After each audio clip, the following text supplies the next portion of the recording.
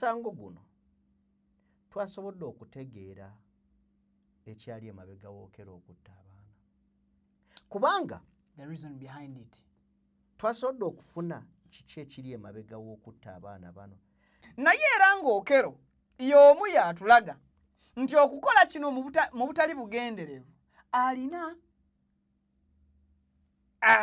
ye be yagamba batasobola kumenya kati ekyo kyembadde nzijjako ababadde bamutambulirako mu musango guno gwonna gutambuziddwa ne fokasi y'omusango yatunuulira kukakasa nti Okello mutemu ekibuuzo nze kyembadde nga ddala tutegedde lwaki yatta kubanga bino byonna yabyegaana mugamba nti yatta bugagga nedda ekyo naye yatuuse x okitegedde naye human sacrifices ezo yaziganye Okello yennyini alina wagambira kubali emabega batasobola describinga era yensonga lwaki omulamuzi mu kumuwa ekibonerezo agamba nti kankuwa ekibonerezo kino abaliddawo bali kusomako mu byafaayo ne banno bootasobodde kwogera balowooze ku kiddako singa banajjukira nti ekintu kye wakola oba kye bakusindiikiriza okukola ekibonerezo kyakyo kyali kikakayiso Okello okuyisibwa nga bwe baamuyisa it is constitutional tekiri mu mateeka nti olina okunkuba engwala ng'onkwata nedda tebiriimu era nawulira bubi ng'Okello asabye Coca-Cola my brand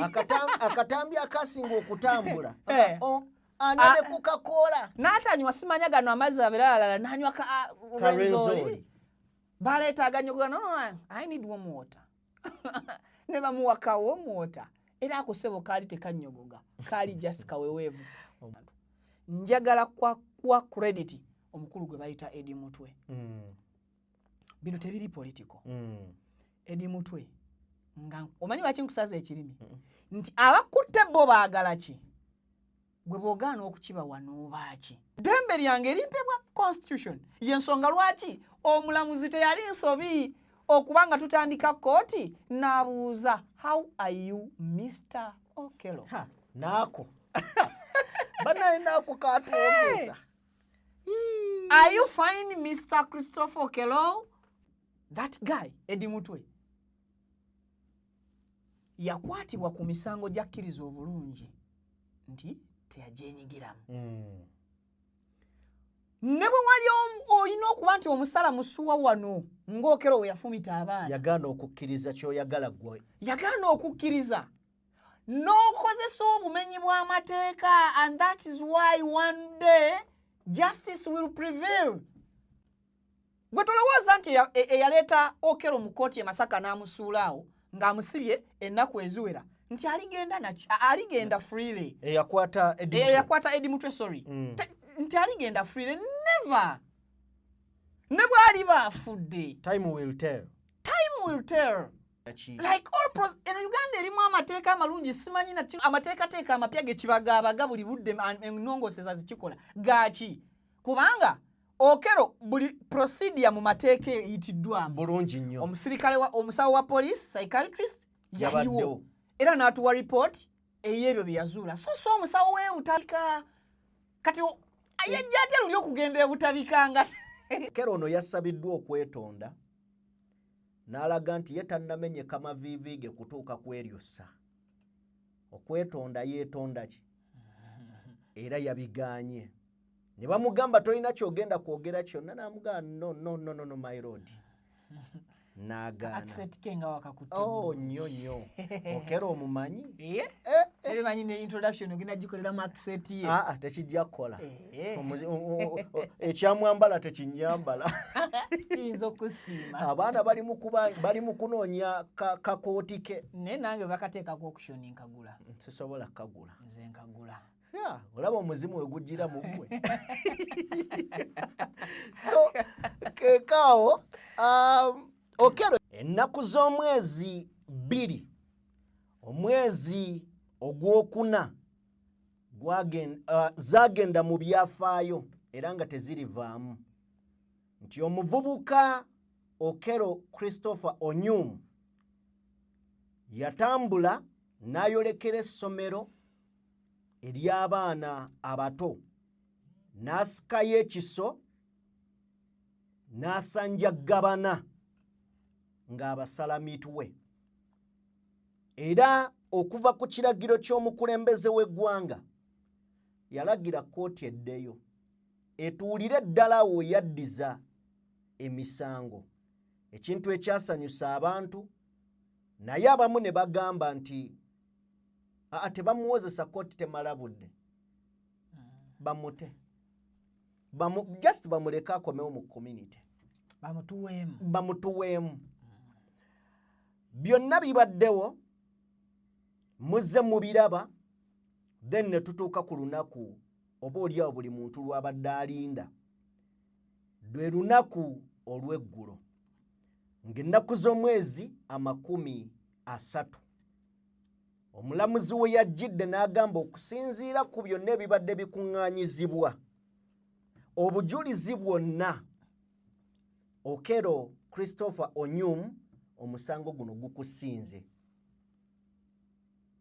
Era oluvannyuma lw'okusingisibwa omusango baawumuzzaamu ku kkooti, oluvannyuma bakomewo awo ensala. Okello ono yasabiddwa okwetonda n'alaga nti ye tannamenyeka maviivi ge kutuuka ku eryossa. Okwetonda yeetonda ki? Era yabigaanye. Ne bamugamba tolina kyogenda kwogera kyonna, n'amugamba no my lord. N'agaana. Accent ke nga wakakutte. Oh nnyo. Okello omumanyi? Manyi ne introduction ogenda gikolera mu accent ye. Tekijja kukola. Ekyamwambala tekinyambala. Kiyinza okusiima. Abaana bali mu kunoonya kakooti ke. Naye nange bakateekako auction nkagula. Sisobola kagula. Nze nkagula. Olaba omuzimu we gujjira mu ggwe. So keekaawo Okello yasaliddwa era n'aweebwa ekibonerezo kya kalabba. Enduulu n'evuga empitirivu. Naye natunuulidde omulamuzi engeri eriiso lye yakubye Okello Onyum ng'amazima bw'oba wekkaanya omulamuzi alinga agamba lwakuba eno process erina okuyitibwamu, kino singa nakikola dda. Yamutunuulidde nga tamuggyako liiso.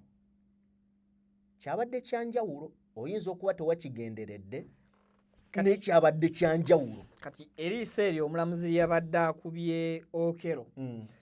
Day 4 Okello lyali akuba omulamuzi. Omulamuzi yabadde agamba luli wali okuba kalyonso, kakati nze ndirina. Era luli omulamuzi yali musirifu nnyo, kakati Okello ye yabadde omusirifu nnyo. Luli Okello yali amwenyamu n'eriiso nga yalikuba omulamuzi. Leero omulamuzi ye teyamwenyeza, yaleese liiso na bulumi mu ddoboozi. N'obulumi mu ddoboozi. Yes. Ebyo byabadde bibiri. So omulamuzi lwakuba nti bannaye emirimu egimu mizibu. Nti okola omulimu ng'olina obulumi munda naye ng'ate tolina bojjayo. Kati omulamuzi ono yabadde n'ekibonerezo ku mmeeza naye nga tasobola kijjayo nga tebayise mu process. So Okello yasaliddwa. Mu kusalibwa kwa Okello bingi ebyonoonese era bingi ayolesa amaanyi ge okuva mu bikolwa mu bizze birabika. Munnamawulire yatomerwa, kyatukoze, akyali eyapookya na bisago, Mungu yamulekera obulamu. Gwendi naye ku seeti leero, kamera mania ne Emye, omwana omukono wa tenti yagukuba, ebyuma eby'ebbeeyi eby'obukadde ne bifa. N'ekyasembyeyo kyabadde essumuluzo kya mmotoka. N'ekyasembye akulaba ennongo oli emyenda. Awo wenye n'Okello badde. Tola nti Okello agenze kubonaabona. Agenze n'abantu. Naye ekisumuluzo. So tugenda beera nga tuyita mu lugendo luno nga batutematemeramu. However twafunyemu okutya. Ate kujja kutya. Okutya kwaffe nako jja kutubuulira mu maaso awo. Abaasembayo okuteekwa kalabba baateekwako 99. 1999. Gy'emyaka 20 n'omusobyo. Yes. In fact emyaka nga 26 gye giba giyiseewo. Okuva mu 1999 waliwo abantu 102 abaasalirwa okuteekebwa kalabba. Yes. Nga ne gye buli eno akulira amakomera Frank Baine bwe baali bamubuza yagamba nti kirabika ekisa n'eddiini pulezidenti byalina omusajja omukkiriza bye bikyawonyezza bano. Yes. Kakati tulina Okero omupya fresh yegasse ku 10 eri basomero fresha banaateeka kalabba asembyeyo ng'abaasooka weebali. last born abawa ekyejo kingi. Okutya weekuli nti tuyinza okulaba Okero n'abafamire bano ne batuuka okufa ng'Okero ali mu kkomera gy'ali mulamu. Ye wari yammwe sina bweraliikirivu kutya fiya okusinziira kwakulira amakomera byeyayogera. Of course tugenda beera nga tuzingira wamu ebyo byonna mutukkirize bassebo ne bannyabo. Ndowooza tusooke tukole bwe tuti omugenyi waffe ajje ababuuzeeko atubuulire. Tutandikira ku kisumuluzo ne tenti. Kale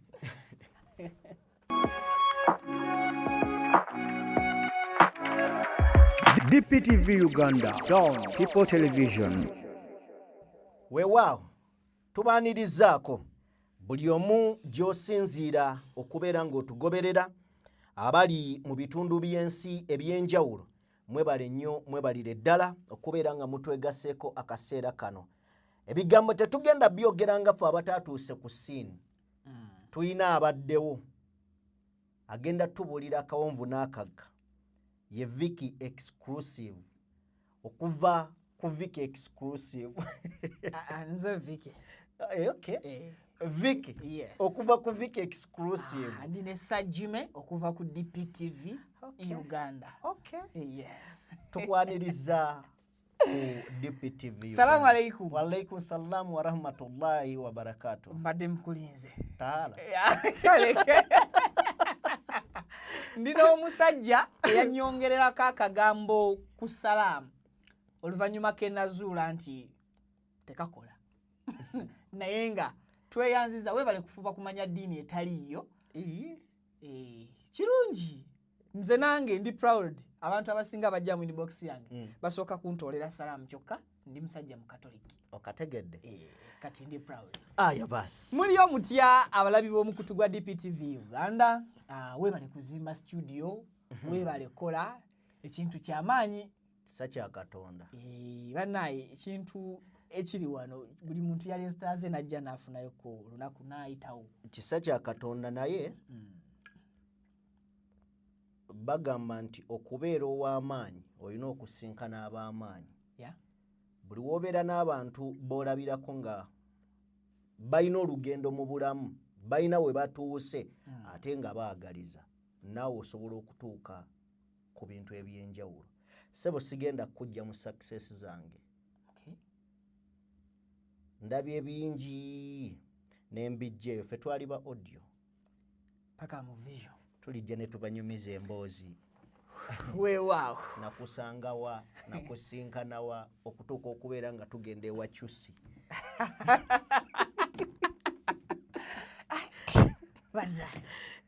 Gundi yani basudde yayimba.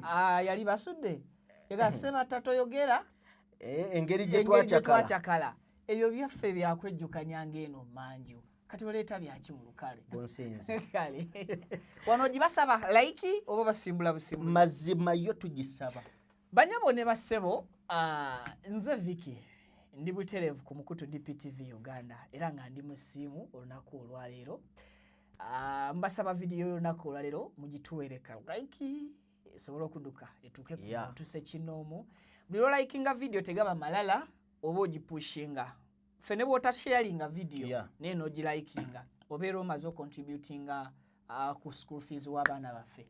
Kibeera kiteeredde bulungi nnyo nnyini ddala ssebo. Mmaze obbabuuzaako. Obabuuzizzaako? Weewaawo. Okay. Mpozi mbagattireko yenza omufiirwa mu nsonga z'Okero.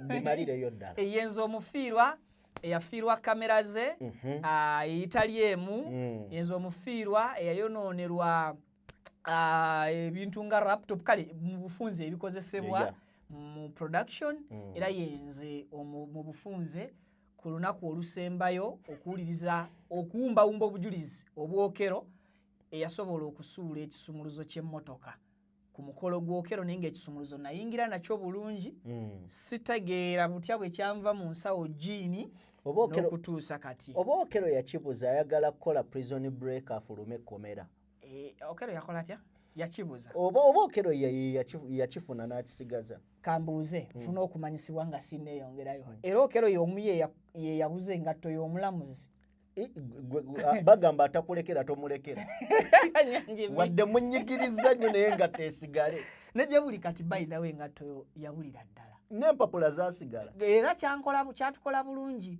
nti enkuba lwetonye empitirivu lwali lunaku lwa kuwumbawumba bujulizi mu musango ku njuyi zombi na side zombi kola submissions zaabwe kati kyayamba kinene nnyo singa obujulizi bwali bukyajja buzimu kooti yenzo oyo yali ataddeko ka green awo webale kuzza katambi singa obujulizi bwali bukyayiika mu kooti twalisanze okusomozebwa okw'amaanyi nti enjuyi zombi zaali badde zirina obujulizi obubulidde mu nkuba kuba kaali kaseera ka kufana kuwona kutaasa bulamu kyova olaba ebintu bingi ebyayonoonebwa abantu bangi badduka waliwo awo munnamawulire omu yagamba omusipi gwange guliwa n'omusipi kati oyo ye netumundoza empapulo ziraba obwonna bujulizi obwali ku njuyi zombi jjukira baleeta files nga zino ne bazipanga ku mmeeza nga mpitirivu nnyo kati awo olaba ewali akagoye akeeru omulamuzi Alice Komuhangi awo yali atudde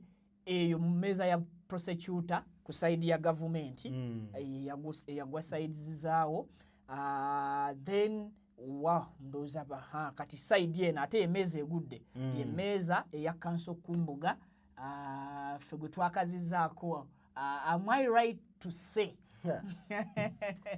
in fact tugenda kuwa kanso kumbuga credit yeetaaga ebimuli however much abantu banyiga nti looyo ovaayo otya owolereze omutemu but he contributed a lot mu nsala y'omusango guno era nze credit njiwaye yes nti ebintu ebimu twagala okumanya obwongo bw'abo ababirimu olw'okuba nti mwe muli ku side ensi gyetunuulidde mwetaaga okugezesa era nafunamu ebibuuzo awo ku ssomero we battira abaana n'ebituli bye twalaba wadde okero ye yasaliddwa naye amasomero gonna mu ggwanga gafuna ekyokuyiga naddala ku ludda lwa defense oludda lwokero balooya abo baatulaga in fact ebintu ebimu bwe mba ntandise ku side y'okero balooya abaweebwa Christopher Okero katusooke tumanyise eggwanga yadde twakola background check ku famire ya Christopher Okero nti basajja bantu balinamu ettooke abantu abali obulungi naye baali tebasobola kusasulira Christopher Okero munnamateeka reason nti Okero yali versus government ekyo kimu 2 Okero omusango gwe yaliko nga ne muzadde wa kuvaamu bw'abanga teyakwadaptinga nga yakuzaala bw'abanga teyakwadoptinga yes yadde kisa kya abakyala bano tubatenda nnyo obuzira nti ekisa kiruma naye ne bw'aba ye yakwesindikira ku musango gwe bakwatirako Christopher Okero munene to an extent nti n'omuzadde yasindika Okero otuuka obutaagala kwapiyalinga mu maaso ga Okero asobole okulaba nti maama wange ambeereddewo mu nsonga zino ekyo kyekisooka kakati gavumenti kiba kigikakatako okuvunaana omuntu ng'akiikiriddwa nga ayina representative ku side ey'amateeka era y'ensonga lwaki naawe alaba puroguramu eno n'omuntu omulala yenna ku buli musango gwonna nga oli versus Uganda toli versus Jime wano waawukanamu era ndowooza nkulaba nnyo ng'olina ekkanso wano ojja kwongera okumubuuza atulambululire ekintu ekyo akijjeyo bulungi. So bw'obeera versus Uganda nga gavumenti yeekuvunaana oli entitled okufuna munnamateeka. Munnamateeka ne bw'oba tolina busobozi bumwesasulira, gavumenti emusasula akuwolereze. Waliwo just do's and don'ts eziyinza okubeerawo okugeza nga bannamateeka interactinga ne ba client. Singa gavumenti ekuwa munnamateeka, for example musango guno Okello bamuwa Council Kumbuga n'omukyalo oyo, balina okuinteractinga butereevu ne Okello nga nkola y'abannamateeka okwogera ne client, cause kati Okello yafuuka client.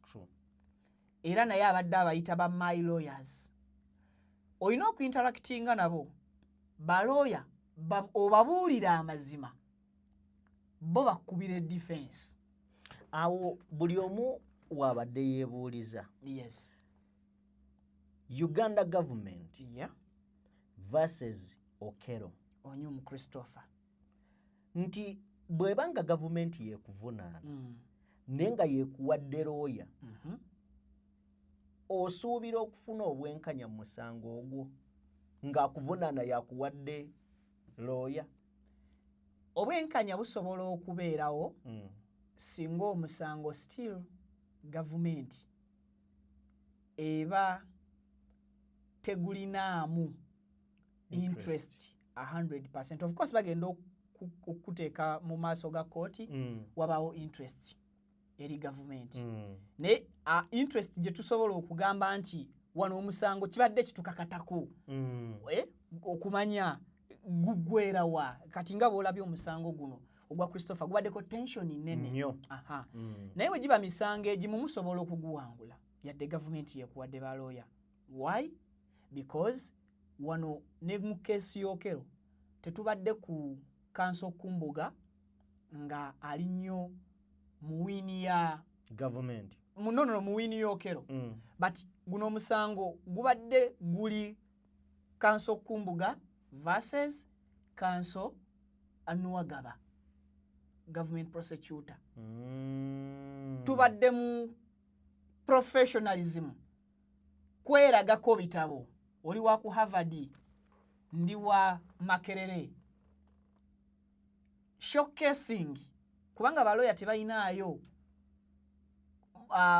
mukisa gwa kulanga milimo gyabwe ku mpewo. Bakozesa platform mu musango okulanga obusobozi bwabwe okufuna bakirayanti abalala. Era mu guno omusango nkubuulire. Yes. Da kuba ayinza okubeera expensive. Naye nze nnyinza okuyita Council Kumbuga. Kati olaba ekyo ky'ogambye tugenda okufuluma kooti nga Council Kumbuga ebitundu bye birinnye, price ye erinnye okuva we yajjira mu musango, kubanga atulaze nti mulungi mu defense. Mulungi nnyo. Nti mulungi mu defense.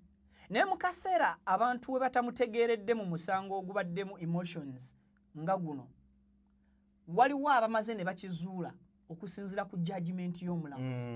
Nti omulamuzi bw'aba asobodde okukozesa questioning ya Council Kumbuga okukola final judgment ye, kitegeeza nti Council Kumbuga ya raising oba abadde musaale nnyo mu ku-expressinga obulumi exactly obuli mu bafiirwa nga babuwa omulamuzi omukazi ng'omulamuzi ayina abaana.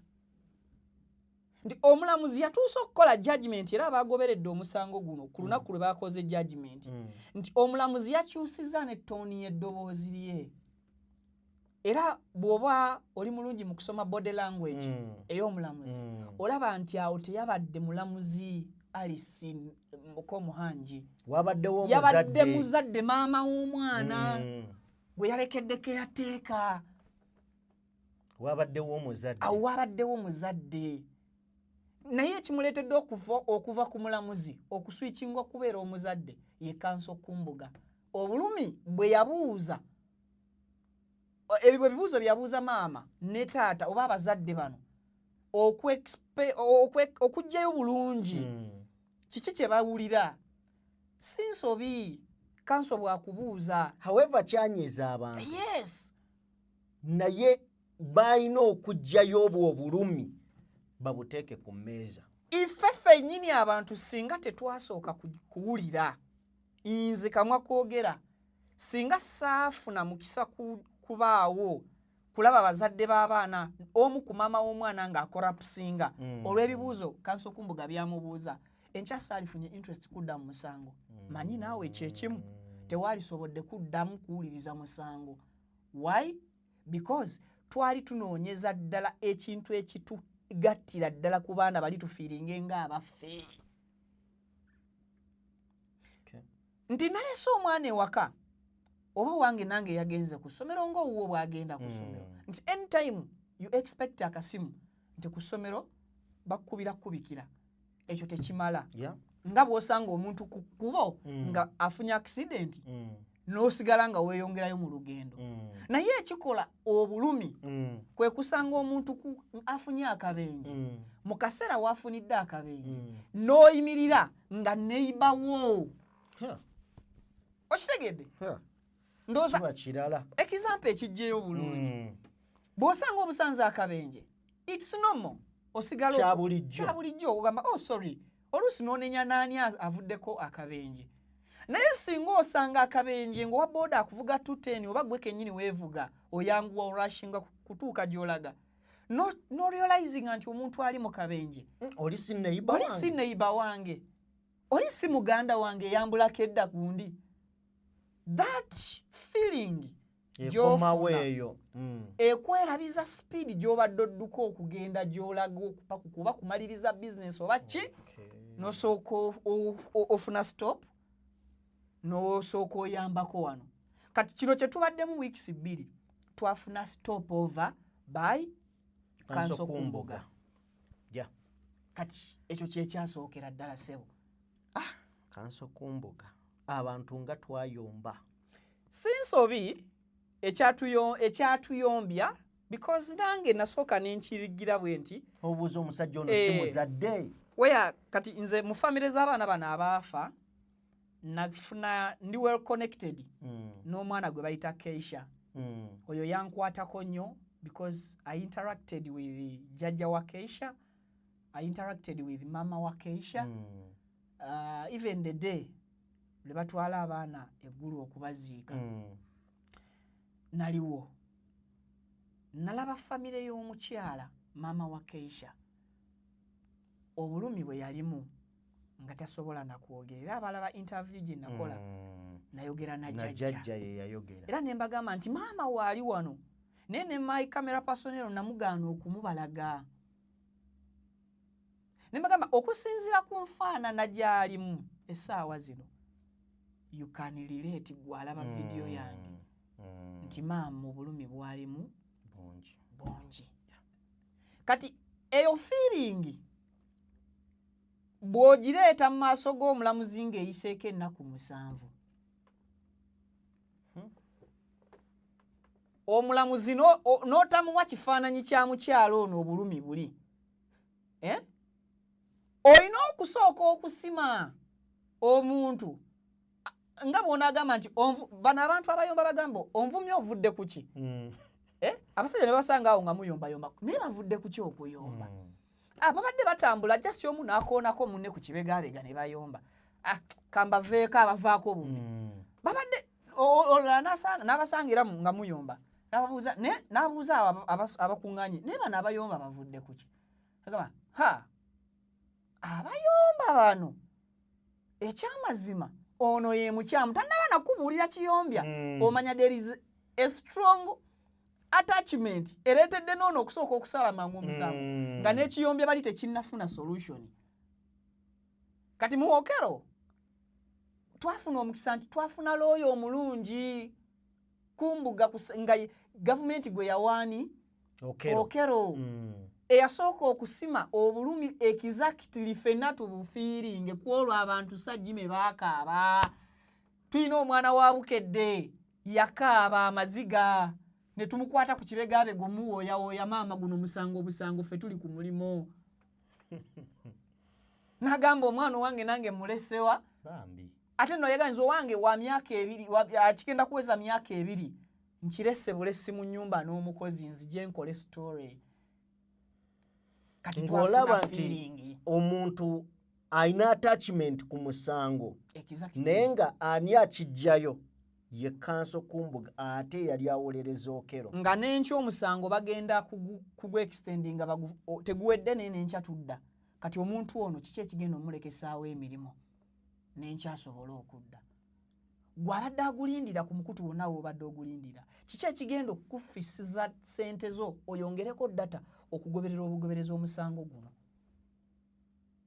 Why? Oyagala conclusion yabyo ebeere nnungi. So I will first give credit to Kanso Kumbuga.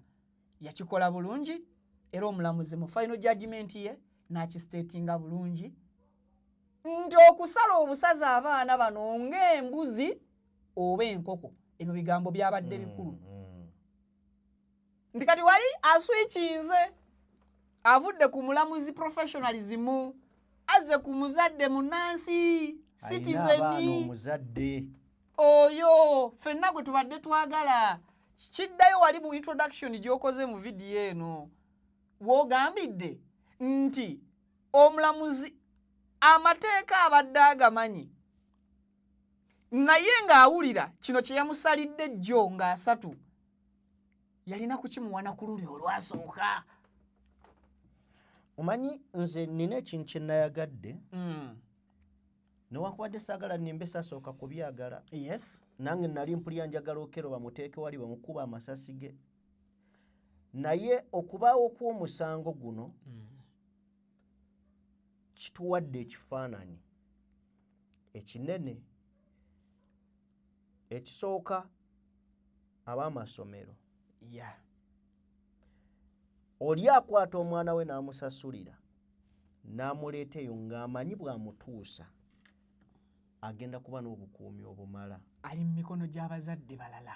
Batuwadde ekifaananyi musango guno ekifaananyi eky'obulagajjavu bw'amasomero. Yes. Nti ssomero ddamba likuuma baana bato asobola n'okuyita mu kageeti n'afuluma tekuli kamera yadde eraga footage wa ssomero. Exactly. Era bino byonna mbifunye okuva mu bibuuzo bya Kumbuga. Loopholes. Atukubidde ebituli tebalina yadde kifaananyi tebalina yadde yali akuuma geeti tebalina yadde kwegamba Okero omusango gubadde gumukwata naye ngaliwo ebituli by'otunuulira. Kyovulaba yasaba bagugobe nga ensonga gye yeesigamako olwaki bagugobe ye ng'Okero mu defense ye ng'omuntu ng'agamba tewali bujulizi bumuluma direct. Kyokka mu kunoonyereza kw'abasirikale ba poliisi abakola forensics mu Google History Search we baakizuula nti omukulu ono yatwala obudde ng'anoonyereza ku masomero ag'enjawulo. 2 mu statement y'owa poliisi gye baakolera ekabalagala era baakizuula bulungi nti Christopher ensonga gye yawa lwaki yalumbagana essomero lino yakizuula nti enfunda zonna ze yajjawo yasangangawo bakazi teyasangangawo basajja. So he used that advantage nti enfunda zonna ze yanoonya ze yajja ku ssomero teyasangangawo musajja yadde n'ogu. It is the reason as to why we the parents we encourage all schools in Uganda at least to have a male security personnel at those schools. Nti waliwo ajja obuzinaga naye ne bw'asangawo omukazi. Exactly. Kati eyo weakness Okero yagikozesa weakness y'essomero ye gye yali asinziirako nga yakola dda surveillance ye eraga nti essomero bwenzija kamera zikoma wali kamera zitandikira wano and that's why a day before ku lunaku lwa second yajja n'apaakinga mu kifo w'amanyi nti kamera weeziri. yakitegeera nti we ziri zimulaba. Yes, naye n'amanya nti mu kutambula okudda ku ssomero tewali kamera. Kera ono musajja mugezi. Nga tetunnaba na kutuuka ku butabikaakina biki biravu bwa mutwe. Wano wokka waliwo obwongo calculation. Omulamuzi era ekyo yakikonsidalinze mu judgment ye. Bino bye mbagamba bitunulwamu Kanso Kumbuga si mu jjajjatta. Kyova nkugambye Yes. nti nze credit mu musango guno bonna babadde balungi but Kanso Kumbuga abadde mulungi nnyo mu musango nnyo. Kati obujulizi nti n'ekyo kye yabadde akola nze nasooka kunyiiga naye gye ngenze any other ndaba person. omusango ndabye ng'ate yajjayo ekinyusi ky'omusango. Exactly. Kati omulamuzi mu judgment ekyo nakyo yakisika. Okay. N'atugamba nti in fact before judgment y'omulamuzi ekyo kyennyini statement y'Okero defense yewe yali agiwa government prosecutor omukulu Nuwagaba yagamba nti omusango gwe tulimu tegwazze kulaga bunafu bwa security ya ssomero, gwazze kulaga kikolwa kyakolebwa ku ssomero. Is it in law oba it is out of law? Nga government prosecutor yalina okusooka okukuba statement eyo so that tekizajulatinga. Waliwo bwe tubadde tulaba omusango gwa Besigye wano gwondaze nagumisinga saaliwo naye ogwe kennyini oŋŋambye nti omusajja babadde bamuzaayo ne bamugamba ddayo mu cross wet ku paragraph wet. Lwaki bakuzaayo mu paragraph eyo nti tova ku layini ya kiki ekituleeseza mu kooti watomedde omuntu n'afa omusango gwe tuliko gwakutta muntu si lwa binnya byabadde mu nguudo ekyakuweesa pamiti ki? Vuga n'obwegendereza ekinnya tebakisala bakigwamu mpola n'okibbulukukamu. Tuleme kutunuulira bunafu nnyo nnyo nnyo bwa ssomero. Yes. Naye ekikola ekyakolebwa mu ssomero. Kulongera nkulaga obuzadde bwe bwajjidde ne bubikka obulamuzi. Okay.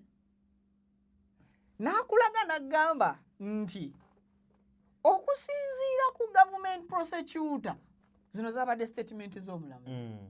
Nti okusinziira ku government prosecutor omuwabi wa government nga ali n'ekalabaalaba gwe baataddewo okufuna ebirowoozo by'abantu oyo omukulu okuva mu KCCA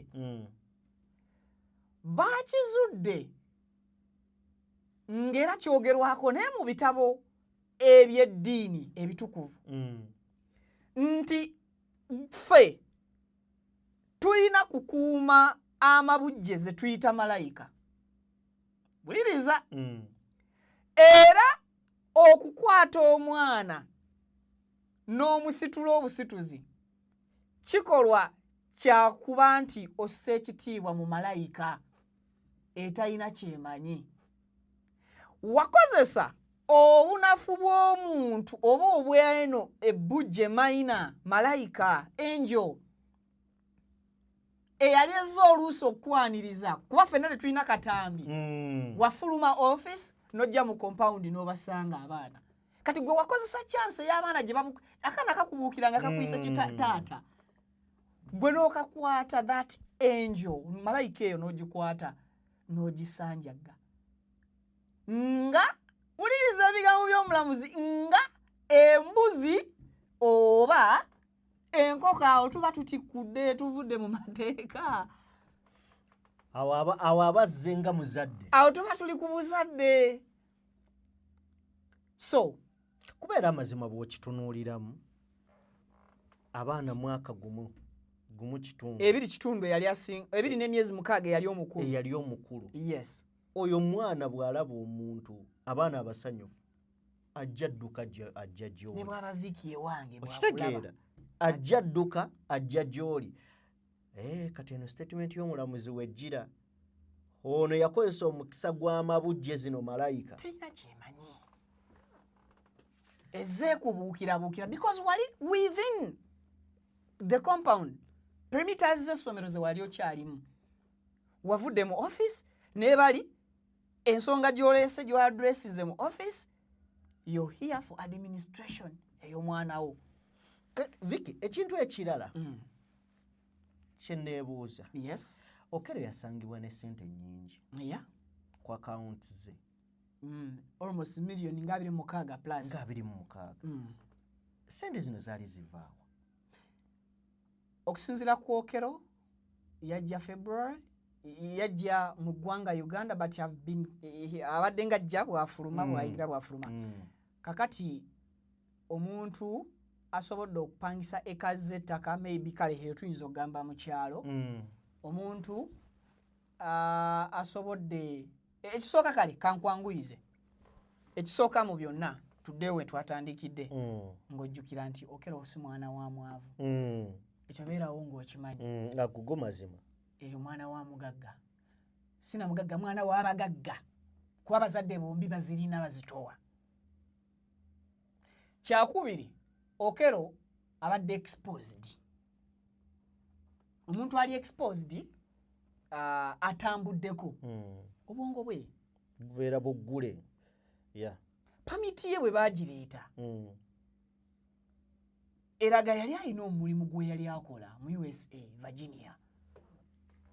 Teyali kakyere. Ye mulalu oyo? Si ye mulalu, ye yayagala okwetuuma omulalu. Ekigede? Yali alina omulimu. Era yes bantu ku internet kusirika bikula comment just gitaba mu Virginia okka. Tubikule video abantu bagambe nti tubawaddeyo kasensioni abala temu commentinga. Mu Virginia community z'abaddugavu era oluusi zisinkana. Mutuyambe tewali amanyi Christopher Okello mu Virginia. Mwebali bamumanyi. Mwebali. Abasobola n'okunarratinga bulungi kiki yali akolayo. Oyo Okello akaddiiza passport za US. So akasente ayina w'abadde ajja maybe akasente ke oba nga abadde asobola okuba nti awe asponsoringibwa. Lwaki ngamba nti asobola okuba nti abadde asobola sponsoringibwa? Kwe kubeera nti bwe yatta kati kino tekikyali mu mbu. Bwe yatta omwana wa stepmother we Freeman, omwana w'omukyala gwe bayita Florence. Namulaba ng'omukyazi. 2018 December 2018 n'afuluma Uganda.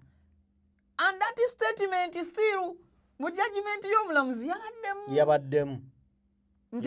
They used Butabika as an escape route.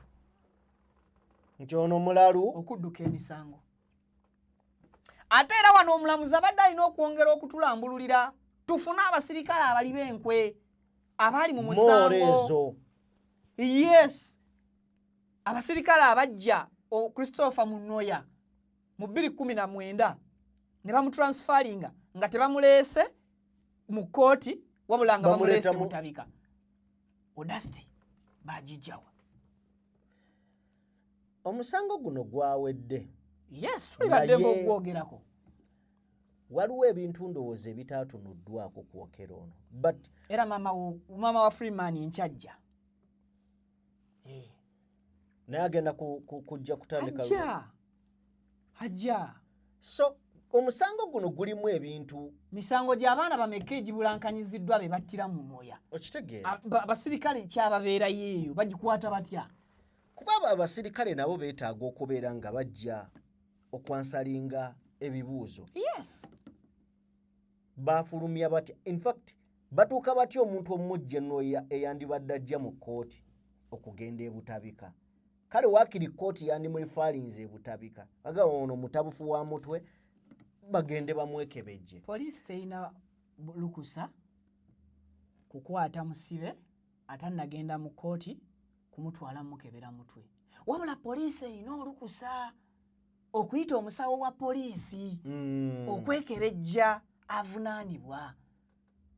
Eyo lipooti gye batwala bwe baba nga baafuna omusawo wa poliisi ajja atunnyonnyola yakebera ki. Like all eno Uganda erimu amateeka amalungi simanyi na kino ki gavumenti amateekateeka amapya ge kibagaabaga buli budde ennongooseza zikikola gaaki kubanga Okello buli procedure mu mateeka eyitiddwamu bulungi nnyo. Omusirikale omusawo wa police psychiatrist yaliwo era n'atuwa report ey'ebyo bye yazuula. So omusawo we Butabika kati ayajja atya luli okugenda ebutabikanga ngasolabye ebituli ebiri awo amazima gali nti kale tetwagala kuyingirira gavumenti na bizibu byammwe yes ne mumanye nti guno omusango ensi efunye kyebadde eyagala naye mutuyambyeko okutegeera nti ebintu ebimu temubikola mubikola nga mubyagala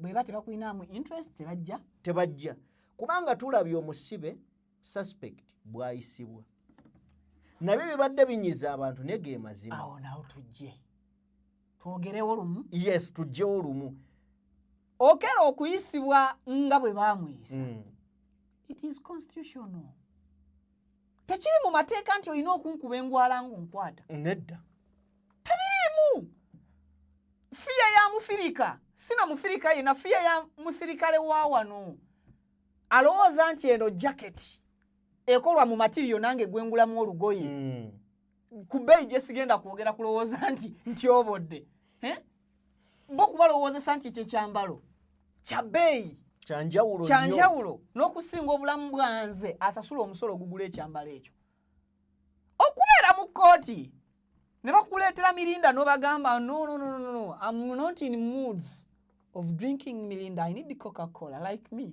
era nawulira bubi ng'okera asabye Coca-Cola my brand akatambi akasinga okutambula anywe Coca-Cola n'atanywa simanya gano amazzi abeeralala n'anywa Renzori baleetaaga nnyo no I need warm water ne bamuwaka warm water era akosebo kaali tekannyogoga kaali just kaweweevu kumala ddekende so ezo zonna rights zaffe nga bannayuganda ezo rights zaffe lwe najja mu kkooti okusaba essuuti bagindeetere ewaka ddembe lyange I'm a smart guy mumpe suuti yange nze namanyira kwambala mwankwatira mu bivaavava I don't feel comfortable okusinziira ku kitiibwa ky'omulimu gwange bakirayanti bange bwe banandabanga ne buno obugoye bwe mwankwatiramu mwansanga waka so you have to keep my dignity my respect dembe lyange limpebwa constitution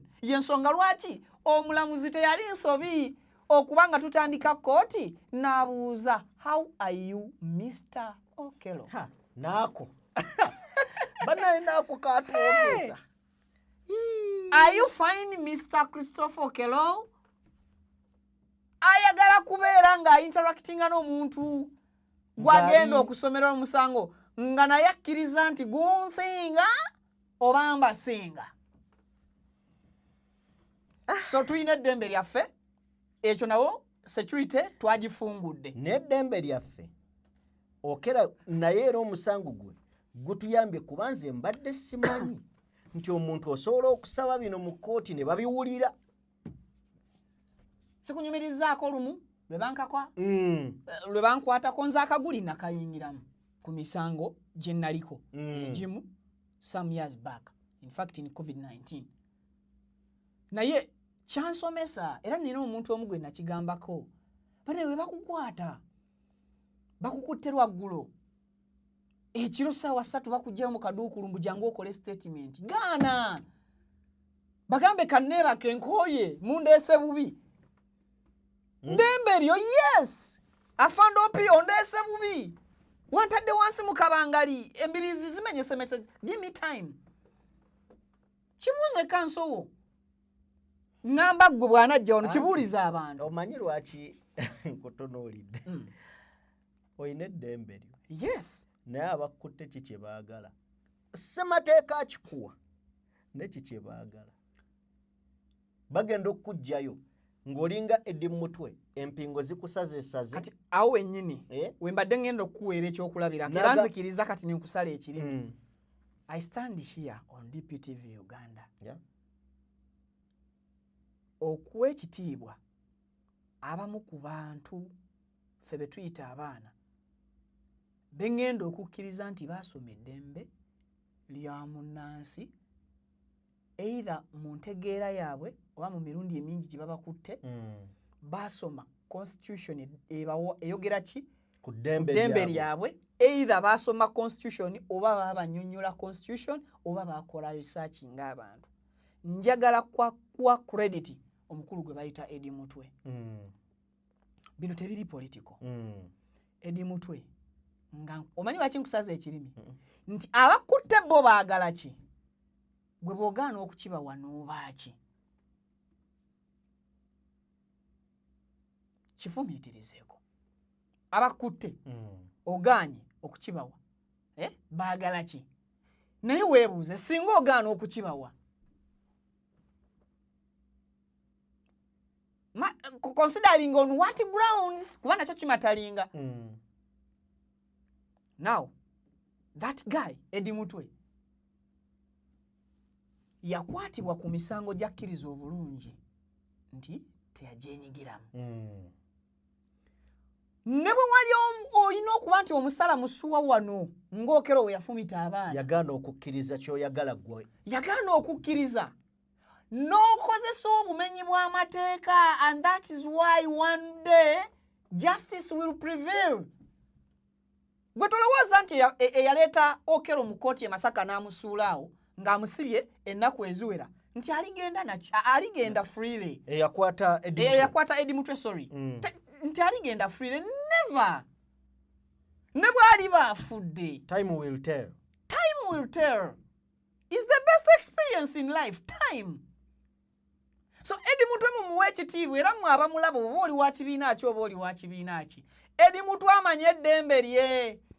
Kyekiri kye nagambye nze bansuza mu kaduukulu ekawempe ennaku 5 nga nkimanyi 48 hours zaggwako dda kakati buli kye muddako okukola ebweru wa 48 hours kiri bweru w'amateeka jangu okole statement ne complainant wuno waali muntwale mu kooti. Because n'amateeka gakukkiriza okugenda mu kooti yadde tokoze statement. Ekyo nakyo bakimanyi era kibuuze looyawo. Wadde tokoze statement. Yadde tokoze statement. Amateeka gakukkiriza okutwalibwa mu kooti. Statement n'ogikoleraawo. Osobola okuba n'ensonga zo lwaki toyagadde gikolera ku poliisi. Bakkaka. We have seen so many people. Nga batuuse mu kooti ne bagamba hankaka. N'okero. Yakistatinga. Yes, yagamba nti ekyo nakikkiriza kubanga they wanted to hear. Baali ekyo kye baagala okuwulira. Okero ono naye atuwaddemu nga ntunuka. Ebadde lecture.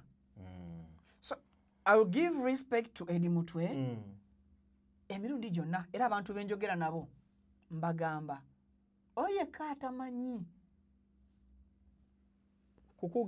kintu kugatta mikono ebiri nga tosobola kukola bwoti. Oyo yekka atakimanyi.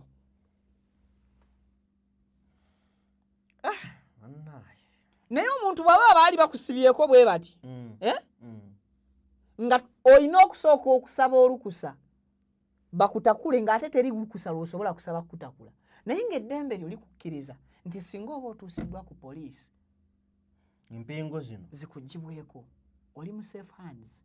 2 ne bano tubalaba n'obbalaba kamaliyo ka statement kano. Okay, yeah. Ekyokubiri it is not in constitution era tekiwa police mandate kubanga nvunaanibwa ntuuse ku reception ya police nonzigisaamu engatto n'omusipi okuntuuza ku ttaka nga sinnaba kumanya kindeesezza tekikkirizibwa era nja kutumubuuze looyawo ngenda bimubuuza kubanga ebyo bye tusiiba tulaba eyo fiya kubyuludinga mu kutya nsobola okugulemera nnyo nze siva mu ntebe ndi muntu okay ntuule wansi kitegeeza onsingisiza omusango watyanga kyontuuzisa wansi mu ttaka you're humiliating me nenga saakikoze because police is not there to prove you guilty. kituufu Is there to investigate. A respected person like you, Sir Jimmy. Bakukutte, obadde katugeze mu mmotoka yo ne mukyalawo.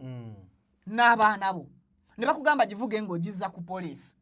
Famire yo yonna ogiyina mu mmotoka. N'ovuga. N'otuuka wali, ne bakugamba fuluma ne mukyalawo ne bafulumya ne baagalako gwe wekka. Bali bategedde temuli muntu mulala agenda kusobola kuvuga mmotoka. Ne bagikupaakingisa ne bakutwala wali ku reception ya police. Ng'omwana wali mukyala wali ne bakugamba tuula wansi. Bo ne babatu omwana wo ne bamutuuza ku ntebe ng'ewaka kimanyi taata yatuula mu ntebe. they are suspecting you okubaako omusango gw'ozizza. Kuno kubeeranga kutyoboola. Definitely. Naye nga batyoboola gwe batakakasa nti yakoze ekintu si mulimu gwa poliisi. Era nze bwe ŋŋenda nga mulina kye mumpitira kiri kimu kye simanyi oba ndikikola. Bwe baŋŋamba seemwayo eyo akatebe tewali kabanene naye nga nayo ddembe lyange lyerimu. Naye seemwayo otuukayo otya eyo muganda wange? Ali kye ŋŋambye obulamu bwensi neva se neva. No, sigamba nti tosobola tuukayo. But ŋŋamba nti ekisukka ku poliisi n'ogenda ku seemwayo. Ovanga ku bantu abakolera simanyi bino mpulira biwulire naye ovanga naye ate era bisoboka because mu Uganda yaffe buli kimu gyekiri. Ovanga ku muntu gye bagamba nti sebo bw'ogenda ngo bakujja mu kaduukulu waliwo nawulira juzi gye nobigirwa ng'ayogera nti ne bakuteekako ekikookolo bw'oti oli nga bw'akubuuza akuinterrogate nga ye akola statement naye nga ne gwowa statement tomumanyi afaanana ki tomulaba. Uganda tuyize bingi. So omusango guno gutuyigiriza bingi. Yes. Nnyo. Era atayize bwenenye weka. Mu musango guno kino kiyinza okubeera nga kyawukanako n'omusango. Naye njagala kiyisaawo eri omuzadde alaba. Era nsaba ne gavumenti etuyambe. Abazadde ddala gwe oli muzadde ki muggwe atawulira bulumi ku mwana wo ng'omufulumya ku ssaawa 11 agenda ku ssomero. N'osanga obwana ku kkubo nga katambula kokka oba nga buli bwokka matumbi. Ensonga abazadde tubeere basaale. Kyokka wali kabojjawo oyitawo abaana batuuka ssaawa 3. Ezi buli lunaku we mbadde mpita okugenda ku kkooti abaana bajja ssaawa 3 za kumakya. Era nze mutabani wange gy'asomera bakimanyi. Okeeza omwana omutwala. Mu kusooka ndooza lwali lukwano namutwalanga ku ssaawa emu ng'aba atuuse ekirungi namwetwaliranga. Naye kati emu kitundu ogenda otuuka yamagala lesoni esooka ewedde ize. Musomese byasanzeewo. Ne lesoni ewedde CM wa Max ezimuyisa. Naye y'omwana wange gy'atayagala. Era neesanze. Ngera abasinga. Kati abakeera mukeeza baki. Omuntu buwumula ekimala. Kitegeera. Omuntu yalifunye mwaka sente na etuyambe Vicky. Yes.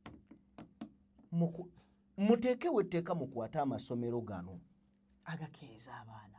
Ssaawa 4 za kiro omwana akyali mu ssomero. Omanyi bibaasi by'amasomero bitandika ssaawa 10. 9 gwa kiro. 9. 10 guwe kiba ku geeti wo. Chukwa omwana ajanga na chai nawe kenyini omuzadde wakkiriza ozuuke ku 10. Mbu basi wazukuse ku 9 mbu ku 10 basi esange ng'omwana amaze okunywa chai. Ne bakateeka mu basi. Ne batandika kazunza ne bakatuusa ku ssomero ssaawa egi. Oluusi 2 kitundu ne jjamu akakutte n'ogamba kati akaana. Nga naye bannange. Ekirala basi z'essomero tuzisasula. Kiki kituuza omwana wange ku mutto gumu n'abaana 4. Eyo nayo complain. Nina nuwao gye nasanga nga mpeta ku kidda wali ku ofiisi. Nga abavuga nga n'endabirwamu walayi yalabye bajja kuziira. Ne esi tebamala. Yazisiza. Naye apakiddemu obwana bwe butyo somero eyo ndyogere. Ndireke. Lya wano okusala amarodi. Ndireke. Waliwo emboozi gye twakola wano. Omusajja yatikka drone. Egendamu abantu si 14. Yagiteekamu 3. Driver ne conductor nga mwebali 14. Kati yagiteekamu abaana b'essomero 30 mu 5. Kati va ku ekyo wansi n'ateekayo ebidomola bya petroli. Yateekayo petroli? Bei y'amafuta temusikaako emmotoka? Yateekayo ebidomola nga biringa 16.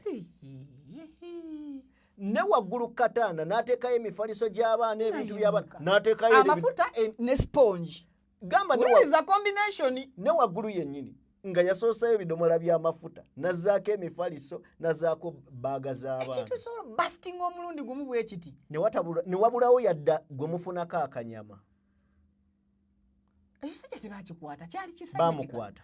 Musajja baamukwata. I would like to follow that matter. Poliisi yamukwata naye simanyi we byakoma. bawangayo ngamba amayembe bagawangangayo. Jogera amazima. So guys, then twagala okutunuulira. Yes. Twabadde mu musango ogwo gwawedde. Not yet over. Atika tugambe first phase yawedde. Yes. Ekibuuzo kiri nti katudda ku nsonga ya Okello Kalabba. Death sentence. Natunula ne in fact nga tunatuka njagala otunnyonnyola Viki buno bwambe nganze sibulabanga. Ezo zibayita machete kills ujimanyi? Njimanyi. Musajja we bamuyitaani face embyeri. Nalaba ng'ebifirimu bye. Nalaba omuniga ono ebintu byonna bye yakozesa. Nga si byawano oba nze atamanyi. Kati obwamba obwo etundibwa ebeera kiti bakyefu bazimanyi. N'abalina efumbire etteeketeeke mu mayumba gaabwe balina ebintu ebyo naye kale si bya bulijjo. Butuufu si bya bulijjo. Nze nalaba obwambe ebeera kiti namba kabanga kasero bubamu mu sizes ez'enjawulo. That's why yalina sizes ez'enjawulo lwakuba ate era ekya kati ate ako ke kasinga nange okuntabula musango ono kubanga ate ko bagamba kasangibwa bakayita batya ye. Morgan tuweeko just katambi awo tuweeko kawo nga bakannyonnyola awo. Tujjukire bulungi nange omutwe guli overwhelmed. Machete eyo ekyamba ekigambibwa okukozesebwa mu kutta abaana n'ategeeza nti endaga butonde y'Okello yasangibwa ku kyambe kino. Knife with the markings Ming Feng and some blood, suspected blood stain, which I processed. The swabbing from the knife found on my load had the DNA of Okello Onyum Christopher. Endaga butonde y'Okello mbwera yasangibwa ku galubindi ezigambibwa okuba ezize ezasangibwa mu kifo kino kosa ogumu ku baana. Kasangibwa bweru dozo yakakasuka naye ate waliwo kali akaliko omusaayi keyattisa. Kati ate kano ko kasangibwako obusanzibwe naye era jjukira nti newuwe gye yali asula twafunayo kosito wayo obwambe. Ulira okutuuka kasambwa ndi mulalu naye nga newuwe oyinayo obwambe. Okello naye omuntu singa ajja n'endowooza eno kubanga yaliwo. Yes. Era nja kikubuuza Okello ebibye biringa ebyawedde ebisooka. Yes. Mu musango guno twasobodde okutegeera ekyali emabega w'Okello okutta abaana kubanga the reason behind it twasobodde okufuna kiki ekiri emabega w'okutta abaana bano. Byonna tubikoze tulabye obujulizi kituufu nga tukakasa tubadde nga abanoonya ddala yatta era tukakasiza yatta naye tufunye lwaki yatta. Now based on the judgment omulamuzi yayagala okumanya kwabadde nga okwebuuza kwe naye naddayo ne yeewula ebigambo bya omujulizi namba 17 omusirikale wa poliisi. Si yasembayo 18 yasembayo 17 wa forensics. N'atugamba naye yakyebuuziza oganye okufilinga even yabadde tanatuuka ku sori yawo mu judgment yagambye nti twagala okumanya kizuuliddwa wenyigira mu ttemu lino era walikola n'olituukiriza n'olwekyo omusango gukusinze ogwa omwana gundi negundi bonna bana n'abamenya. Naye twebuuza ekigendererwa ekyali emabega w'okutta kw'abaana bano mulamuzi kyekiri naye twagenza otutuuka ku judgment dde nga tulina muzadde munnaffe kati nga naye ayagala ate okumanya ensonga what was behind kubanga obutemu bwe bwali buteeketeeke kati n'atugamba nti omujulizi namba 17 yategeeza nti omwami ono yattalwa yakola isaddaaka mu ngeri ya kusaddaaka naye ate ye nannyini yagamba nti awakanya abagamba nti yatta agamba statement yeeyo wuliriza ye agamba statement yeeyo yagikola mbuwazi bwa poliisi ng'alaba talina kyakuba kati olaba nti nno ng'agamba nti ye olw'okuba yali yawulirako akaboozi mu buto nti osaddaaka ogaggawala kati n'agamba kamba jingewo kino remember the same person eyagamba nti bino teyabikola bw'obugenderevu tutuusa okutuuka ku judgment y'omusango guno ng'okera akakasa nti teyatta mu bugenderevu naye nga tayatula nti natta naye era ng'okero y'omu yatulaga nti okukola kino mu butali bugenderevu alina ye be yagamba batasobola kumenya kati ekyo kyembadde nzijjako ababadde bamutambulirako mu musango guno gwonna gutambuziddwa ne fokasi y'omusango yatunuulira kukakasa nti Okello mutemu ekibuuzo nze kyembadde nga ddala tutegedde lwaki yatta kubanga bino byonna yabyegaana mugamba nti yatta bugagga nedda ekyo omulamuzi naye yatuuse x okitegedde naye human sacrifices ezo yaziganye Okello yennyini alina wagambira kubali emabega batasobola describinga era yensonga lwaki omulamuzi mu kumuwa ekibonerezo agamba nti kankuwa ekibonerezo kino abaliddawo bali kusomako mu byafaayo ne banno bootasobodde kwogera balowooze ku kiddako singa banajjukira nti ekintu kye wakola oba kye bakusindiikiriza okukola ekibonerezo kyakyo kyali kikakayiso kitegeeza bwe olina by'otaamaliriza bo tebajja bimaliriza. Here comes a question. Yes.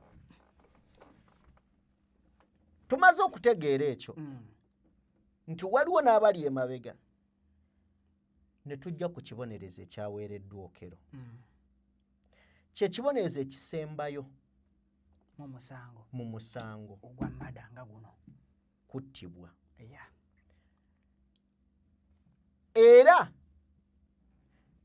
in fact nga sinnaba nakubuuza kye ngenda kukubuuza tuyisize mu process ey'okutuuka okuteeka omuntu ku kalabba mitendera ki egiriwo baani abaliwo kati kuba omukulu alina ne alternative ya appeal eyo process ndyoke nkubuuza ekibuuzo kyenjagala okukubuuza. Bannange bakutuma ekyanoota bapyala Okello amunonti naye ne babukwasamu nti yogerera Okello. Omanyi lwaki nkubuuza ekibuuzo kino Vicky? Yes. Olaba wano we tuvudde ekyo ekibuuzo kyo kiri mu bbanga tekifuniddwa ansa yaakyo kirekeddwawo naye nga kikulu nnyo kubanga kyanditegeerekese lwaki. Okay, even to my thinking nja kuwa ensonga lwaki katusooke ku kyobuuziza kakati it's over but not yet over. Lwaki Okello wadde singa Katonda nedda singa singa ekyamubegula singa ekyabegula Okello okukola kye yakola ogwasooka n'asimattuka si guno wabula ogwasooka mu 2018 Desemba kibeera ku sayidi ye ne kitemba kkooti ejulirwamu Okello asobola okuba ntagenda kuttibwa naye era singa Okello ekyamutemba ogwasooka kibeera kyakisa ne kikka ku bakulu abasembayo Okello tusobola okunkumuka ffenna ng'akyali ku nsi Mukama bw'aba amuwadde obulamu oba ntegedde kati gwe waligambye nti singa Mukama ankwatirako ffe tugenda kuteekawo singa ekisa ekyakwatirako Okello mu ttemu eryasooka n'asimattuka kye kikomawo ne kikwatirako Okello ensonga ziterera. Lwaki njogedde bwetyo? Okello bamuwadde zibe ennaku 14 weeks 2 okukola appeal ne weekend bazibaliramu simu. Zatandise lunaku lwa leero zitandise leero okukola appeal mu kooti ejulirwamu. Okello bw'akola appeal asobola okukola appeal nga agamba ebintu bino wammanga. Nazza omusango nga bwe bagunsingisiza kuba teyagaanye wali singa yabadde yagaanye wali bwe bamuwereddeko omukisa okwogera yali badde eri agamba nti nze omusango saakola ki saagukola naye wano teyawakanyiza nti teyaguzza yasiriseewo busirisi naye ate ekyo tekyategeezeza nti yakkiriza oba yagaanye kuba ddembe ly'okusirika. Kati singa okola appeal ennaku 14 ziggwako ng'okoze appeal kitegeeza otadde ku stand ekibonerezo ekyakalabba okitadde ku Wolan mu lulimi lwaffe olwa Rockdom style mu njogera ennambulukufu okiyimiriza akaseera akagere. Kakati bw'oba okiyimiriza akaseera akagere that is in case sound wayitamu ono. Okay. That is in case nga okoza appeal osooka n'oyimiriza kiri ate oddemu owere ennembe kati kuba kuddamu kwekenneenya mu kwekenneenya mu kukola appeal obeera toddamu kuleeta bajulizi bapya ssebo olivota protector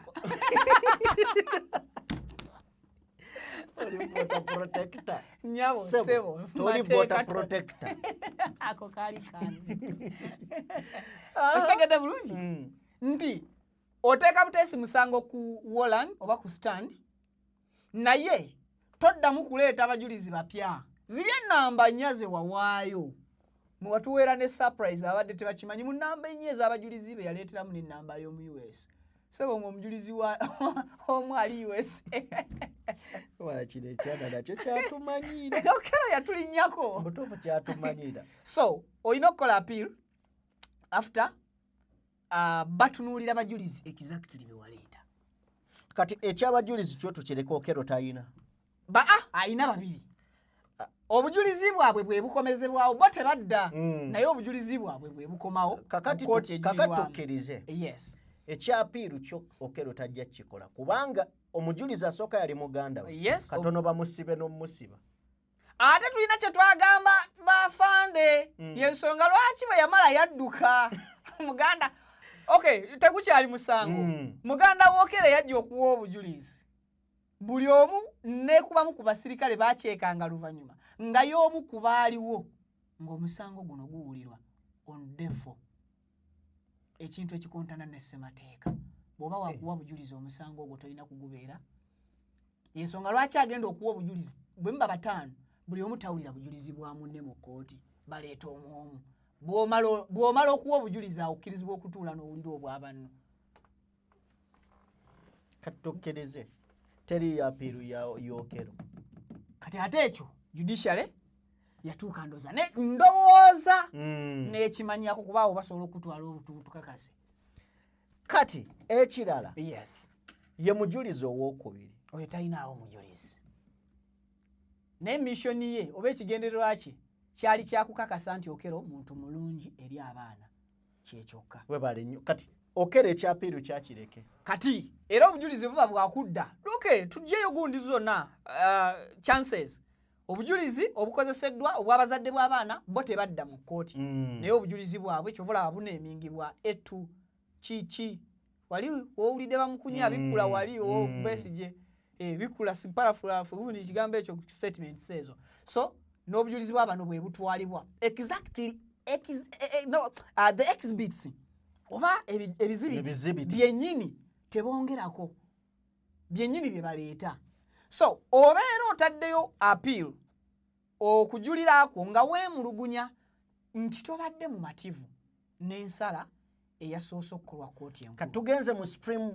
Kati olwo tuba tugenze mu Supreme gy'ogambira nti obujulizi buno nze simatidde then we bajirayo gwe bwe wawa ne buli bw'otamatidde ne baddamu ne babuyitamu okusinziira ku bujulizi bwe tuzzeemu okubwekenneenya obukuluma ku musango guno n'okusinziira ku bajulizi bo era n'okusinziira ku kibonerezo ekyo osobola okuteekayo apiiru nga towakanya bujulizi ng'owakanya kibonerezo kikuweereddwa nti mpakanya kibonerezo ekimpeereddwa kinene kati wano tuba tuzze bw'oba owakanya ekibonerezo anti bajja kutunuulira mu bujulizi era batunuulira mu bujulizi naye waliwo okuwakanya mu bujulizi totale nti omusango kooti bye yasala tegunsinga ezo zonna zikola ki okero azannya na muliro kakati okero bwe tutunula mu sides zombi tagenda kukola apiiru kati bwaba tagenda kukola apiiru what next etteeka ligenda wa bw'oba togenda kukola apiiru ennaku 14 era zimala kuggwako ne tukakasa nti tokoze apiiru ateeka tegagendera mu mbu tegali ku hiyase bwe zinaggwako ennaku 10 ng'ate tuddamu awo bannayuganda abemmanyi abeerabira n'ebintu ebijja bigwagwawo bingi tuba tulinayo endala ennaku 10 ago 3 zo ziraga ennaku ago bwe tumala zine 14 si kitundutundu kya mwezi ate n'omwezi omulala ogujjudde ennaku 3 kooti ensukkulumu nga yeekenneenya ekibonerezo ekyaweebwa omuvunaanwa oba nga ddala kyali kigwanidde erina okukakasa kigitwalira ennaku ago tuvudde ku kooti olwo tuvudde waawo kati eza 3 gwe mwezi gumu n'ekitundu banyabo ne bassebo mujja kuba mulina mawulire ki okutandika n'olwaleero kati tubalayo omwezi gumu n'ekitundu mu maaso nga tusirise tujja kudda ffe okubawa update after 14 days tetulina buzibu bwe tunaamala vidiyo ya lunaku olwo oba talk shows ku tv ne ku streams ez'enjawulo lunaku olwo bwe kigenda ennyo nnaku 2 tekisobola naweza 2 tulindemu endala ago 3 ago simanyi oba tunajja kakati ago ne ku bannamawulire abamu abatagoberera bulungi bintu tebamanya ani agenda okulondoola ennyinnyo okuleka abalemeralemerako nga ffe buli kadde tunoonya dipiti vyalaba leero kooti ekoze eki musango ki ogubadde n'ebitatukwatako tutunulayo naye kati ate bino ebyatukwatako from day one so tujja eza 3 bwe ziggwawo ne bakakasa nti kituufu okero death sentence ekugwana it's not yet over ladies and gentlemen biba tebinaggwa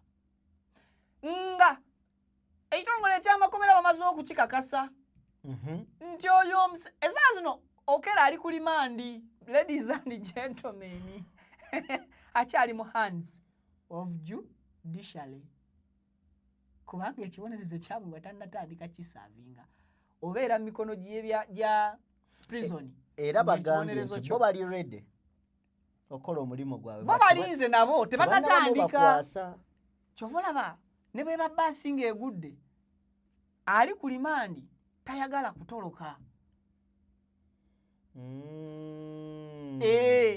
ali ku limandi gwe bazza mu kooti oba gwe bakajja mu kooti tayagala kutoloka eyasalirwa edda bweguba omukisa gwamukwatidde mu bbaasi simanyi oba aba yagiyingidde alagawa naye oyo ye aba agweyambisa kubanga ono akimanyi ne bwe giba myaka 10 ng'akyali mulamu aba akyali mu ngalo za kooti taba mu ngalo za prison naye ate oli prison esobola obivaako nga n'emyaka gy'ekibonerezo kyo bwe gitambula okitegedde so bwe giggwako esaa 3 tulina okulinda wano weewali okulya n'okukomba essuwaani bannyabo ne bassebo tulina akalabba ke tulinze okuva mu 1999 gy'emyaka 26 egijjudde n'okutuusa essaawa za kakati ekyo kye bayita presidential signature gye tuba tulinze muko yasembayo mwenna abalamuza nti naye mukikola wano omuntu alina obuyinza mu Uganda obusalawo okufaaku ali omu ye fountain of honor omulamuzi talina buyinza bukutta ye yasaze alina buyinza busalawo bugamba addition to that omulamuzi okay kankisoke nkitereze there is no justice in this world there is no justice ne munsi ze mumanyi ezirimu eddembe ly'obuntu n'amateeka agakola because buli nsi eyina emisango egigulirirwa mu buli nsi eyina emisango egikola ki egigulirirwa justice nekolebwa mu ngeri eyo kati tulina okukimanya there is no justice in this world bwe tumala okukitegeera obuyinza obwali singa waliwo justice omutuufu ng'omwavu asinga omwavu omusango omwavu asinga omugagga omusango mulila twalibadde tutwala abalamuzi nga bakatonda abakkiriza era abasonyiwa oba abawa ebibonerezo ebyeggulu naye tetusobola kuwa mandate balamuzi as of today nti tubageraageranye mu buyinza bwa Katonda obwani afa ani atafa yensonga lwaki omukulembeze w'eggwanga tavunaanwa ng'akyali mu buyinza lwaki gwe bakkiriza ne bawa obuyinza obusukkuluma nti ne baba abalamuzi bano beefudde bakatonda b'oku nsi gwe olibeera katonda waabwe ate nabo asalawo nti ono yasaze n'ekyekomeredde ku Okello Mwami Museveni mukono gwa Mwami Museveni singa Katanda Mwami Museveni tibabulwa generali naafe ekikutuko olwaleero Okello aba talinawo kibonerezo tusaba nakujjukiza next president anaabadda mu ntebe nti waayi wano twalinawo fayiro eno osobola otuyamba otuteereko omukono ono yatuttira abaana byali bitya tetuddamu process wabula eno mu kumunnyonnyola bambi twali tukyalina obulumi ono abadde ategeera obulumi n'ebiseera biribwa mukowe tuyamba otusayiningire ono akalabba kamulye kakati dituuse mu maaso ga president alitunuulira yes naye ayinawo 112 kituzaayo ku last boni bwe lituuka mu maaso ga president ajja ddikwata ajja ddisoma nga n'ekkalaamu agirina judiciary yerimuwa president ye talizza ate mu judiciary agiwaako kopi president n'alizza eri ow'ekitongole ky'amakomera ndowooza otegedde emitendera gyeriva judiciary bw'enaamaliriza eriwa president ye bw'anaaba asiimye nga alisayininzeeko that is in case bw'alisayiningako bano abakkiriza ekiteeka lyamwe lirikiriya okay mbawaddeko kopi original kopi egenzewa ani Frank Baine byabashayija ng'ajja omwogezi atukeera ku makya maliri subuhi kwolwo ndowooza press conference agituuliza lumu ddala naggulu n'ekituma lusoke bategeeze eggwanga kuki ekigenda okutuukawo twagifunye yiino eriko signature eyo ne mawulire eyita signature teri duplicated eyo ne mawulire ekubwa ye kwolwo jakeera for the record okutuwa breaking news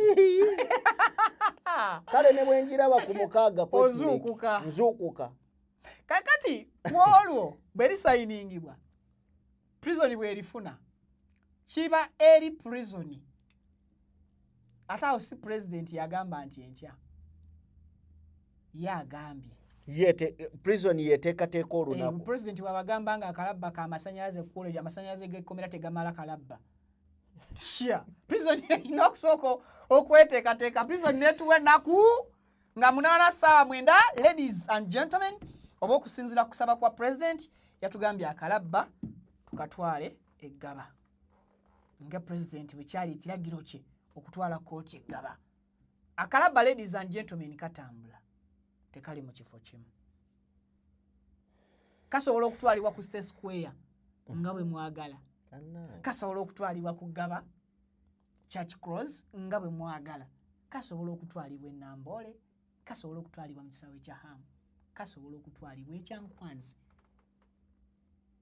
as long as ekitongole ky'amakomera kikakasa nti kali mu mbeera nnungi tebaatukakasa nti bakayooyoota nako kalamu kati eyo teeka ey'okubiri akalabba ku Okello tuyinza okunkumuka nga tetukalabye ng'abaaliwo mu 1999 bwe bazze bafa ng'abamu ku abo 112 bakyali balamu kyekisinga okuneeraliikiriza nze lwaki kisobola okujja kiti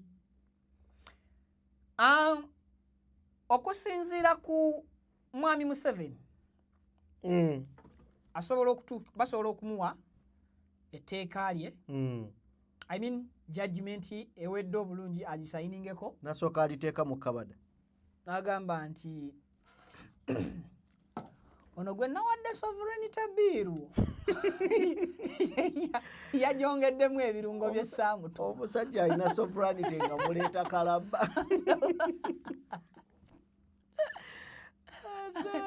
ono gwe nawadde bill ya sovereignty namugambye kunyweza bya nsi yange ani yamugambye aninnyire nange gyenzija ezikola enguudo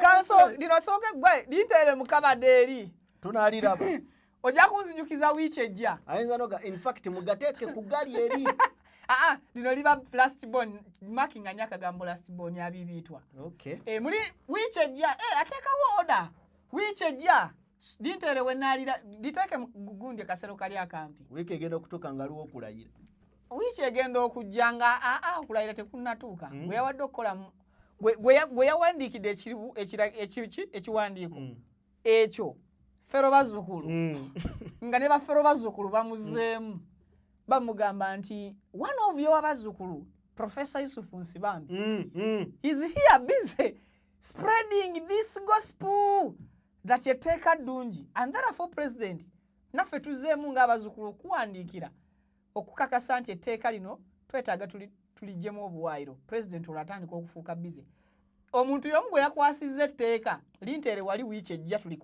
tulisayininge oba tuliddemu tulyetegereze I mean judgment y'omu gwagenda okuwa ne reply y'abazzukulu amugambye ntereerezaako awo kati wiiki namba ejjira mu bbaluwa kukiwandiiko kakana wiiki eweddeko nga ne gwe baaliwo okuliwummuza wali yalibikkako fayiro omutanwa nga neono takyajjukira nti waliwo judgment yakolaki ekirala mwami Museveni emyaka gyali mugyerabira nze jjajja wange we yafiira yali wa myaka 8 jjajja mukyala Nabatanzi ateeka wali ekibbo nga mwe yatadde obunyeebwa bwe n'akutuma ekinu nga wayise eddakiika 4 n'oleeta ekinu n'omusekuzo n'omugala jjajja ekinu kiikino n'akugamba nakuwadde ebinyeebwa ng'ate ekinu ontaddemu kikalu oleese kikalu n'omugala jjajja tonnampa binyeebwa naye gwe sinakuwa ku binyeebwa n'abayita mwenna bazzukulu mujje mumubuulire ebinyeebwa birazeewa kubanga akimanyi bigaayibwa mwaliba mubigaayiza mwajjukanya luvannyuma nga yeebulunguludde ekisenge kye kyayingirwangamu ye yekka mpozi n'oyo gwe yeesiga nga yeebulunguludde ebinyeebwa abazzukulu obutabigaaya n'abiteeka mu kisenge kye kati ne mwami Museveni kisoboka musajja mwerabize ng'omuntu asusse ekinaana mwami Museveni alina emyaka emeka alina emyaka emeka kujja celebratinga togendera ku assumptions si 81 mu ebiri kakati egyebiri gyayita na ku kinaana egyabeerabize ennyo kubanga bannasayansi batugamba ku myaka 6 okwerabira tebuba buzibu ku ggwe ow'enkaaga kikyotegeeza kyangu etteeka nga balyerabira etteeka nga tulyerabira ng'okero asigala kubeerayo so okero chances weziri ez'abamu ku bazadde okukunkumuka naffe abazze ba witnessinga omusango guno okukunkumuka and all that wakyali muvubuka muto ndowooza myaka 39 years 39 yes 39 ku bizibu abali mu buyinza bye balina ku bombi kukyaliko aweza 5 tekisoboka kale tugenze nnyo kukyaliko aweza emyaka 3 ng'ali mu ministry just nno ne bw'aba ayagala nnyo tekikyasoboka olowooza okero ku prison engeri gyerabirira abasibe kuba balabirirwa bulungi ate ng'omusango gwaliko okero agenda wali ewatuula abalungi okero ku musango gwaliko we bamusibira bw'obaamu n'akasente and of course akalinamu ne famire ye kalinamu apangisa n'eruumu mu prison mulimu ezipangisibwa bwe baŋŋamba kituufu si we bagamba waayo n'ataano ruumu mutu mwezi ane nga bakola osobola n'okuzaalira eruzira kisoboka nze ŋŋambye ndowooza lwakyo mbuuza ozadde mu basirikale abasirikale ba prison obalaba bawalaba tewalabye oyo omusirikale omuwala eyabadde akuuma nze nange kennyini wano lwakuba nti kale ensonga yawe iri omuntu alina emmundu naye ng'ogira kale tweyanziza nnyo tweyanzege Vicky tutematemera ku musango gwokero guno of course ebibuuzo weebiri ebyaddala naye ndowooza kati tubiteeke ku Wolan. Another thing nga sinnakusiibula chances era weeziri ezookero bannayo kubanga teyatta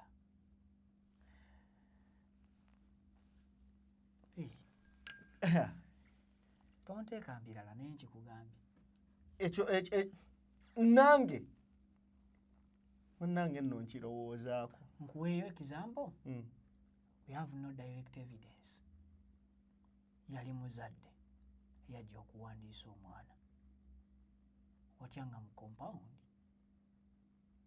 mwalimu naye ekintu kyeyeekangana koza abantu bafreezinganga toweesangako mu mbeera no freezingire wantu wamu naye abaali ku ssomero ne balabaye anti kyenkugambye okay kati kitwale nti waliwo abantu abo be tutatunuulidde abaatiisatiisa okero nekumutambulirako ng'ate bamaanyi balina ne walkie-talkie to own a walkie-talkie olowooza yali nsobya okwogera ekigambo walkie-talkie walkie-talkie ladies and gentlemen ye radio call yaba ebyokwerinda gye babeera nayo mu ngoye ez'ebbeeyi nkumenyere wano ebitongole ebyambala engoye ez'ebbeeyi nga byakwerinda nga bikwata ne walkie-talkie mbikumenyere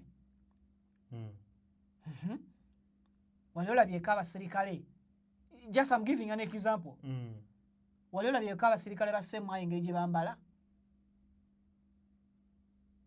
wali olabyeko abasirikale ba SFC abatali mu uniform engeri gye bambala wali olabyeko abasirikale ba CID engeri gye bambala nga tebali mu uniform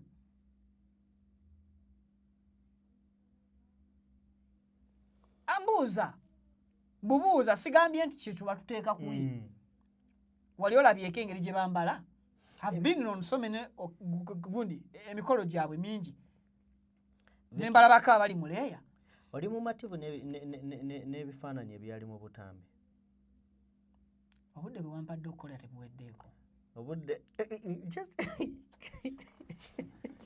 mundeke nze nyina omukutu gye nkola wano ndi mukyaze nvudde n'alima akolabako akatono aba akyadde tokkiriza okugendako naye madamu Namutebi Phoebe what if ebifaananyi by'omutemu ebyokera ebyo but thank you so much Judge Alice Komuhangi yebale nnyo webale kunsuulira wali ekitiibwa ky'obulamuzi n'oyambala amazima gali nti webale nnyo nebaza abazadde naye nkukkulumira ekitongole ekiramuzi kooti webanga yakutuula mu Tooro nga bannansi ba Tooro mubawanga omuntu omuvunuzi abavunulire mu lutoolo olutuufu lunnansangwa kooti bweba yakutuula mu Buganda ng'omusango mwagala guvunula mu local language olulimi Oluganda mufunanga omuvunuzi nga mulungi mu Luganda obanga Muganda bwebanga yakutuula mu regions endala mpadde kyakulabirako tufunye okukyusibwa kwa statement olwaba interpreter in fact n'omulamuzi n'atuuka okukiraba yes muguno musango waliwo statement eyakolebwa omulamuzi yennyini n'agaana n'aba prosecutor baziwadde nga si bye boogedde babavunudde ekirala so ekyo mukikonsideringe nenga twebazira efforts eziteereddwawo ku ba interpreters abasatu sofa babadde basatu omu ye yalemererwa ndowooza simanyi oba yalina mirimu mirala naye ffenna abaaliwo twagamba nti ladies and gentlemen namuseetuse ku nyoga kale tubeebaza mwenna abatambudde naffe okuva we twatandikidde okutuuka wano we tugenze maaso n'okubeera nga tumaliriza njagala bategeeza nti tutambula ne Sheikh Ashraf omusomi era omulombi wa dduwa munoonyeeko gwe ayina ebizibu eby'enjawulo asobole okubeera ng'ate akuyamba ku nnamba y'essimu esembeyo 714 munoonyeeko akutaase angabire ya Kamulali dduwa gwe njagala ogisindikira ng'agirunzeemu ku kirungo obuzibu obuliwo buli bumu abaagisaba omumufu omulala naye byakola tabitegeera so kati ya Kamulali tagisaba njagala bitabuke ku benjagala ogiweereza ebyuma byange biddewo oba neetaagamu edduwa y'omukisa lwaki ebyange bye byasinze okubula ey'omukisa agiwa Sheikh Ashraf nkunoonye yeye essimu esembyayo 7 esembyayo 711 ampeemu kugire ebintu gire gwakimanya byagwawo kusinga byanyigirizanga nnyonze oba nze yamwesibako Okero naye Okero okimanyi ne taata Okero alabika yamulabiranga kukwo taata Okero namunyirizaawo wasooka kuleeta akuwalana ne wali tolwana ye wali justice nina abaana kale ayagala okubeera ng'ozimba oba okuddaabiriza gy'olimu etuukagane n'omutindo abandiga construction solutions banoonyeeko ne bwe mbasa eddira ndiga ne bwe toweddira basangibwa Lweza okuliraana ne Kane Resort Hotel era bakubireko ku nnamba y'essimu gy'olaba ku screen yo esembe 222. Tetugenda kusukkawo mbadde ne Morgan Kulensi abadde ne ku mapeesa Katonda omulungi ow'ekisa abeere nammwe naffe abeere naffe abeera ddi mu kamera Morgan obeera ddi mu kamera mpulira mapeesa Eva Uvaleni wangi